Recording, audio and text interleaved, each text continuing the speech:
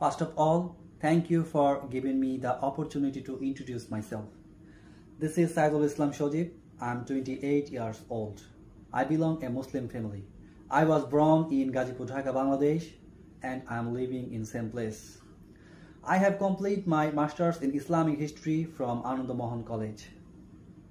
My result is first class, CGPA 3.32. I always love to work as a team leader. I know how to control difficult situations, how to manage people, how to interact people, how to work with a team. I know computer like Microsoft Excel, Word, PowerPoint, mailing, and internet browsing.